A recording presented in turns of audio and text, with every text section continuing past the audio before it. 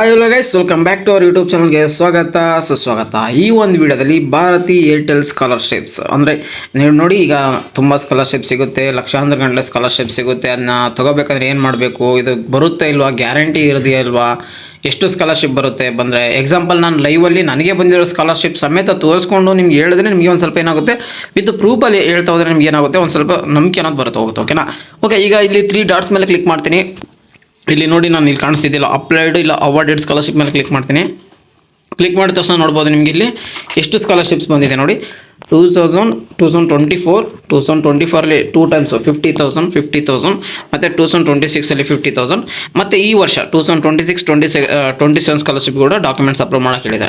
ಇಲ್ಲಿವರೆಗೂ 1.5 ಲಕ್ಷ ಬಂದಿದೆ ನೋಡಿ. 50,000 ಈ ಒಂದು ವರ್ಷದ್ದು ಬಂದರೆ ನಿಮಗೆ ಟೋಟಲ್ ಆಗಿ 2 lakhs ಬರುತ್ತೆ. ಈ ಥರ ನೀವು ಸ್ಕಾಲರ್ಶಿಪ್ ಪಡ್ಕೋಬೋದು. ಆದರೆ ಸ್ಟೂಡೆಂಟ್ಸ್ಗೆ ಎಷ್ಟೋ ಜನಕ್ಕೆ ಯಾವ ಥರ ಅಪ್ಲೈ ಮಾಡಬೇಕು, ಅಪ್ಲೈ ಮಾಡ್ಬೇಕಾದ್ರೆ ಏನಿರಬೇಕು, ಏನು ಇದು ಗ್ಯಾರಂಟಿ ಬರುತ್ತೆ ಇಲ್ವಾ, ಸಾಕಷ್ಟು ಸ್ಟೂಡೆಂಟ್ಸು ತುಂಬ ಡೌಟ್ಸಲ್ಲಿರುತ್ತೆ. ಎಸ್, ಖಂಡಿತ ಬರುತ್ತೆ. ಈಗ ನಾನು ತುಂಬ ಸ್ಕಾಲರ್ಶಿಪ್ ಫ್ಯೂಚರಲ್ಲಿ ಬರುತ್ತೆ, 100% ಬರೋಂಥ ಸ್ಕಾಲರ್ಶಿಪ್ಸು, ಮತ್ತು ನಿಮ್ಮ ಮಾರ್ಕ್ಸು ಮತ್ತು ಸ್ವಲ್ಪ ಒಂದಿಷ್ಟು ಮಾರ್ಕ್ಸ್ ಮೇಲೆ ಬರೋದಿರುತ್ತೆ, ಜಸ್ಟ್ ಪಾಸ್ ಆದರೂ ಬರೋಂಥ ಇರ್ತವೆ, ಮತ್ತು ಕ್ಯಾಟಗರಿ ಮೇಲೆ, ರಿಸರ್ವೇಷನ್ಸ್ ಮೇಲೆ, ಈ ಥರ ಸಿಕ್ಕಾಪಟ್ಟೆ ಸ್ಕಾಲರ್ಶಿಪ್ ಇರುತ್ತೆ. ಪ್ರತಿಯೊಂದು ಸ್ಕಾಲರ್ಶಿಪ್ದು ಅಪ್ಡೇಟ್ ಮಾಡ್ತಾ ಹೋಗ್ತೀನಿ ನಾನು. ಈಗ ನನಗೆ ಬಂದಿರೋ ಸ್ಕಾಲರ್ಶಿಪ್ ನಿಮ್ಗೆ ಕಾಣಿಸಿದೆ, HDFC ECS ಗ್ರಾಜುಯೇಷನ್ ಸ್ಕಾಲರ್ಶಿಪ್ 2024-25 ಇಂದ ಬರ್ತಾ ಹೋಗಿದೆ. ಈ ಸ್ಕಾಲರ್ಶಿಪ್ 2023 ಇಂದ ಸೆಲೆಕ್ಟ್ ಆಗಿದ್ದು ನನಗೆ. ಸ್ಟಿಲ್ ಇಲ್ಲಿವರೆಗೂ ಬರ್ತಾ ಇದೆ, 2026-27 ಬರ್ತಿದೆ. ಈ ಥರ ಸ್ಕಾಲರ್ಶಿಪ್ಸ್ ನಾನು ಎಕ್ಸ್ಪ್ಲೇನ್ ಮಾಡ್ತಾ ಹೋಗ್ತೀನಿ. ಈ ಒಂದು ಸ್ಕಾಲರ್ಶಿಪ್ ಈಗ ನಾನು ಎಕ್ಸಾಂಪಲ್ ಈಗ ಹೇಳ್ತಿರೋದು, ಇಲ್ಲಿ ನಿಮ್ಗೆ ಕಾಣಿಸ್ತಿದೆ ಭಾರತಿ ಏರ್ಟೆಲ್ ಸ್ಕಾಲರ್ಶಿಪ್ 2026-27.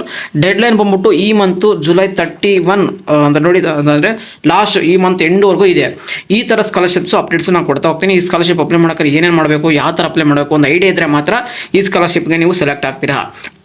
ಮತ್ತು ಈ ಥರ ವೀಡಿಯೋಸು ಕರ್ನಾಟಕದಲ್ಲಿ ತುಂಬ ಅಂದರೆ ತುಂಬಾ ಕಡಿಮೆ. ಅದು ನಾನು ಯಾವಾಗ ನನಗೆ ಸ್ಕಾಲರ್ಶಿಪ್ ಬಂತು, ನನಗೆ ಯಾವಾಗ ಬಿಲೀವ್ ಆಯಿತು, ಆ ಥರ ಸ್ಟಾರ್ಟ್ ಮಾಡ್ಕೊಂಡಿಂದ ತುಂಬ ಸ್ಟೂಡೆಂಟ್ಸು ಅಂದರೆ ತುಂಬ ಯೂಟ್ಯೂಬರ್ಸು ಸ್ಟಾರ್ಟ್ ಮಾಡ್ಕೊಂಡ್ರು. ಇದನ್ನೆಲ್ಲ ಜಾಸ್ತಿ ಹಿಂದಿ ಯೂಟ್ಯೂಬರ್ಸು ಹೇಳ್ಬಿಟ್ಟು ಕರ್ನಾಟಕ ಸ್ಟೂಡೆಂಟ್ಸ್ಗೆ ಇದ್ರ ಬಗ್ಗೆ ಅವೇರ್ನೆಸ್ಸೇ ಇಲ್ಲ. ಈ ಥರ ಅವೇರ್ನೆಸ್ಸಸ್ ವೀಡಿಯೋಸು, ಸ್ಕಾಲರ್ಶಿಪ್ ಬರುವಂಥ 100% ಬರುವಂಥ ಸ್ಕಾಲರ್ಶಿಪ್ಸ್ ವೀಡಿಯೋಸು ನಮ್ಮ ಚಾನಲ್ ಬರ್ತಾ ಇರುತ್ತೆ. ಅದಕ್ಕೋಸ್ಕರ ಚಾನಲ್ಗೆ ಸಬ್ಸ್ಕ್ರೈಬ್ ಆಗಿ ಇಟ್ಕೊಂಡಿರಿ ಅಂತ ಹೇಳ್ತಾ ಬನ್ನಿ ಸ್ಟಾರ್ಟ್ ಮಾಡೋಣ. ಹತ್ತಿರ ನಿಮಗೆ 2 minutes ಇಂಟ್ರೊಡಕ್ಷನ್ಸ್ ಆಯಿತು, ಟೈಮ್ ಎಷ್ಟಾದರೂ ಪರವಾಗಿಲ್ಲ, ಯಾಕಂದರೆ ಇದ್ರ ಬಗ್ಗೆ ಇನ್ಫಾರ್ಮೇಷನ್ಸ್ ಕೊಡಬೇಕಾಯಿತು. ಓಕೆ, ಭಾರತ್ ಏರ್ಟೆಲ್ ಸ್ಕಾಲರ್ಶಿಪ್ 2026-27 ಮೇಲೆ ಕ್ಲಿಕ್ ಮಾಡ್ತೀನಿ. ಕ್ಲಿಕ್ ಮಾಡಿದ ತಕ್ಷಣ ನಿಮ್ಗೆ ಕಳಿಸ್ತಿದ್ದೆ 100% ಆ್ಯನ್ಯುವಲ್ ಫೀಸ್. ನಿಮ್ಮ ಒಂದು ಏನದು ಎಕ್ಸಾಂಪಲ್ ನಿಮಗೆ ಕಾಲೇಜ್ ಫೀಸ್ 1.5 ಲಕ್ಷ ಇರಲಿ, 2 ಲಕ್ಷ ಇರಲಿ, 1.25 ಲಕ್ಷ ಇರಲಿ, ಎಷ್ಟೇ ಇರಲಿ, ಅದು ಕಂಪ್ಲೀಟ್ ಆ್ಯನ್ಯುವಲ್ ಫೀಸ್ ಕೊಡ್ತಾರೆ. ಅಂದರೆ coverage for future tech engineer students. ಓಕೆನಾ? ಓಕೆ, ಇಂಜಿನಿಯರ್ ಸ್ಟೂಡೆಂಟ್ಸ್ಗೆ ಇದು ಸಿಗ್ತಾ ಹೋಗುತ್ತೆ. ಓಕೆ, ಈಗ ನಾನು ಎಕ್ಸಾಂಪಲ್ ಇದು ಯಾವಾಗಿಂದ ಕೊಡ್ತಿದ್ದೆ, ಯಾವಾಗಿಂದ ಲಾಂಚ್ ಆಗಿದೆ, ಇದೆಲ್ಲ ನಿಮ್ಮದು ಬ್ರೀಫ್ ಐಡಿಯಾ ಸಿಗುತ್ತೆ. ಏನೇನು ಕೊಡ್ತಾರೆ ಅಂತ ನಾನು ನಿಮಗೆ ಮುಂದೆ ಇಲ್ಲಿ ಕಾಣಿಸಿದೆ ನೋಡಿ. This fully funded programme aims to eliminated financial barriers to qualify educations by coverage 100% for the annual fees including hostel and mess fees. All Bharati scholars will also receive laptop in their first year to assist in the academic journey. ನಿಮಗೆ laptop ಸಮೇತ ಕೊಡ್ತಾ ಇದ್ದಾರೆ. ಓಕೆನಾ? It's further helps the students remain focused on the their academics. ನಿಮಗೆ academics ಕೂಡ ಅಂದರೆ ಅದ್ರ ಕೂಡ ಮುಂದೆ ನಿಮಗೆ ಹೆಲ್ಪ್ ಮಾಡ್ತಾ ಹೋಗ್ತಾರೆ. ಓಕೆ, ಇದನ್ನು ಮಾಡಬೇಕಂದ್ರೆ ಎಲಿಜಿಬಿಲಿಟಿ ಏನೇನಿರಬೇಕು, ಡಾಕ್ಯುಮೆಂಟ್ಸ್ ಏನೇನಿರಬೇಕು, ಇದಂತೂ ಖಂಡಿತ ಎಲ್ಲರಿಗೊಂದು ಕ್ವಶನ್ಸ್ ಬಂದೇ ಬರುತ್ತೆ ನೋಡಿ. ಇಲ್ಲಿ ನಿಮಗೆ ಎಲಿಜಿಬಿಲಿಟಿ, ಬೆನಿಫಿಟ್ಸು ಮತ್ತು ಡಾಕ್ಯುಮೆಂಟ್ಸ್ ಏನಿರಬೇಕು, ಇದು ಎಷ್ಟು ಕಂಪ್ಲೀಟಾಗಿ ಎಕ್ಸ್ಪ್ಲೇನ್ ಮಾಡ್ತೀನಿ. ಕಂಪ್ಲೀಟಾಗಿ ವಿಡಿಯೋ ನೋಡಿ, ನೀವು ಯಾವುದೇ ಕಡೆ ಸ್ಕಿಪ್ ಮಾಡಬೇಡಿ. ಒಂದು ಕೆಲಸ ಸ್ಕಿಪ್ ಮಾಡಿದ್ರೆ ನಿಮಗೆ ಇದರಲ್ಲಿ ಇರುವಂಥ ನಿಮಗೆ ಇನ್ಫಾರ್ಮೇಷನ್ಸ್ ಮಿಸ್ ಆಗ್ಬೋದು. ಓಕೆನಾ? ಈ ಸ್ಕಾಲರ್ಶಿಪ್ ಅಪ್ಲೈ ಮಾಡಬೇಕಂದ್ರೆ ನಮ್ಮ ಒಂದು ವಾಟ್ಸಪ್ ಚಾನಲ್ಗೆ ಜಾಯ್ನ್ ಆಗಿ, ಲಿಂಕ್ ಡಿಸ್ಕ್ರಿಪ್ಷನ್ ಬಾಕ್ಸಲ್ಲಿ ಮತ್ತು ಕಮೆಂಟ್ ಬಾಕ್ಸಲ್ಲಿ ಕೊಟ್ಟಿರ್ತೀನಿ.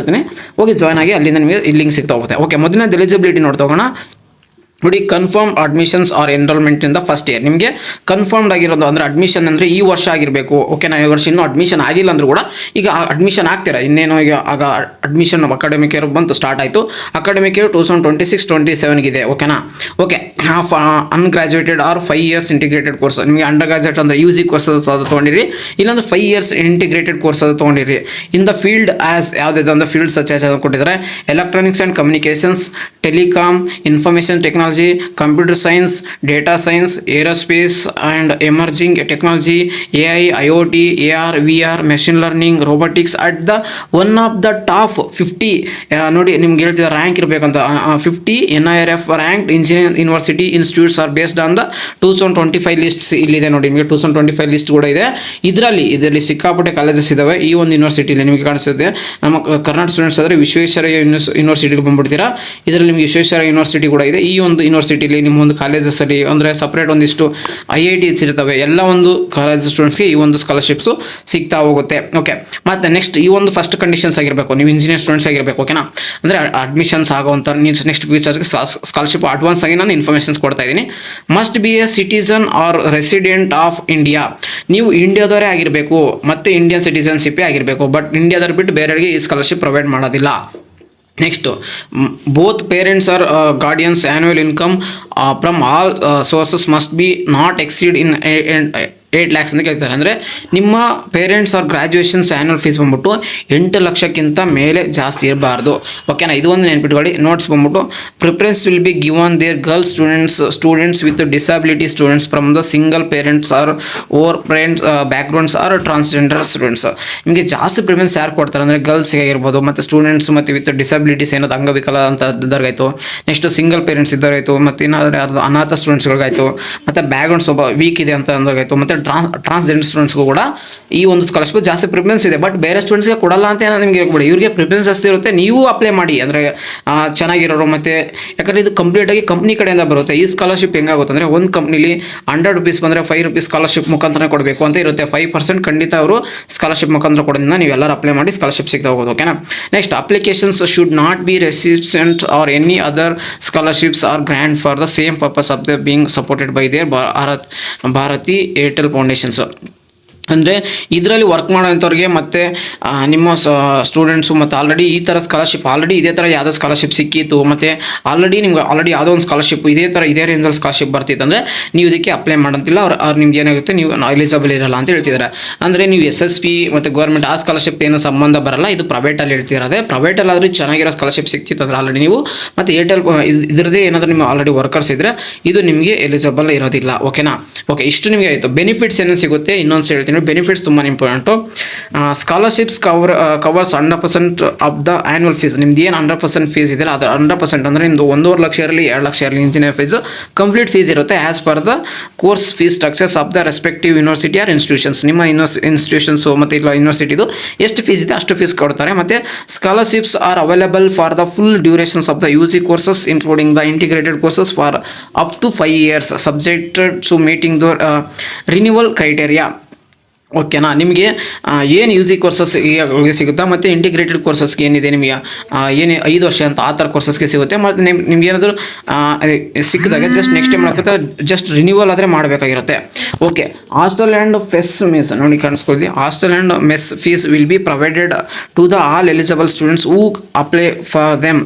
ನಿಮಗೆ ಹಾಸ್ಟೆಲ್ ಮತ್ತು ಮೆಸ್ ಫೀಸ್ ಕೂಡ ಇವರು ಕೊಡ್ತಾ ಇದ್ದಾರೆ, ಯಾರ್ಯಾರು ಎಲಿಜಿಬಲ್ ಇರ್ತಾರೆ ಆ ಒಂದು ಸ್ಟೂಡೆಂಟ್ಸ್ಗೆ. ಓಕೆನಾ, next, for students staying in PG or external hostel, ಇವ್ರು ನಿಮಗೆ ಅದು ಏನಿದೆ, ನೀವೇನೊಂದು ಸ್ಟೂಡೆಂಟ್ಸ್ PG ಮತ್ತು ಎಕ್ಸ್ಟರ್ನಲ್ ಹಾಸ್ಟೆಲ್ ಕೊಡುತ್ತೆ. As per the charges may vary for ಈ students. Funds will be released as per the hostel or mess charges of the institutions or actuals. ನಿಮಗೆ ಏನಿದೆ ಅದ್ರದ್ದು ಕೂಡ ನಿಮಗೆ PG ಇರ್ತಿರಲ್ಲ, ಎಕ್ಸ್ಟ್ರಾ ಹಾಸ್ಟೆಲ್ ಇರ್ತಿರಲ್ಲ, ಅದ್ರ ಕೂಡ ನಿಮಗೆ ಇವರು ಅಮೌಂಟು ಫೀಸ್ನ ಪೇ ಮಾಡ್ತಾರೆ. ಮತ್ತು ಇನ್ನೊಂದು ಇಂಪಾರ್ಟೆಂಟ್ ಪಾಯಿಂಟ್ಸ್ ಇನ್ನು ನೆನಪಿಟ್ಕೊಳ್ಳಿ.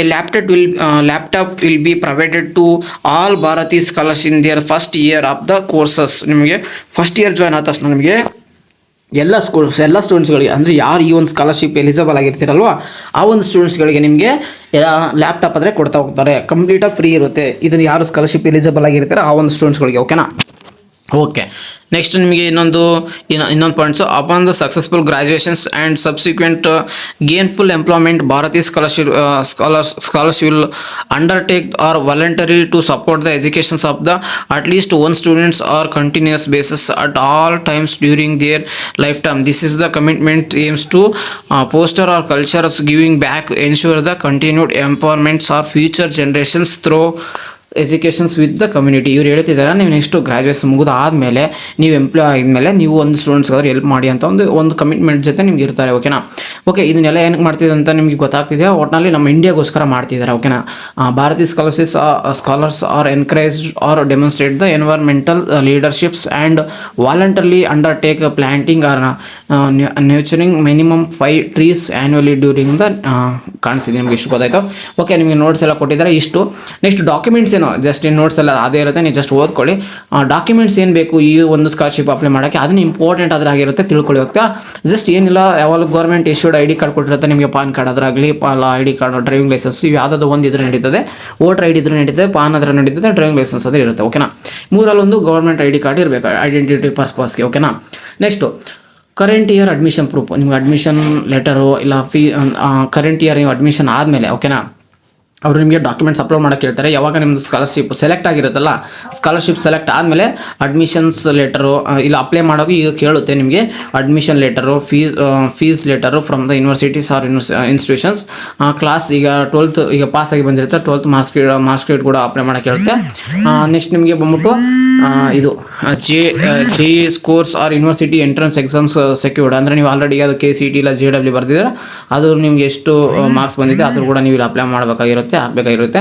ನೆಕ್ಸ್ಟು ಪೇರೆಂಟ್ಸ್ ಗೈಡೆನ್ಸ್ ಇನ್ಕಮ್ದು ಡಾಕ್ಯುಮೆಂಟ್ಸ್ ಹಾಕಬೇಕಾಗುತ್ತೆ. ಅಂದರೆ ನೀವು 8 lakhಗಿಂತ ಕೆಳಗಡೆ ಇದನ್ನಕ್ಕೆ ನಿಮಗೆ ಏನಾಗಿರುತ್ತೆ, ಪೇರೆಂಟ್ಸ್ ಇಲ್ಲ ಗಾರ್ಡಿಯನ್ ಇರುತ್ತಲ್ಲ, ಅದು ಇನ್ಕಮ್ದು ಡಾಕ್ಯುಮೆಂಟ್ಸ್ ಇದರಲ್ಲಿ ಅಪ್ಲೈ ಮಾಡಬೇಕಾಗಿರುತ್ತೆ. Next bank account ಹಾಕಬೇಕಾಗಿರುತ್ತೆ.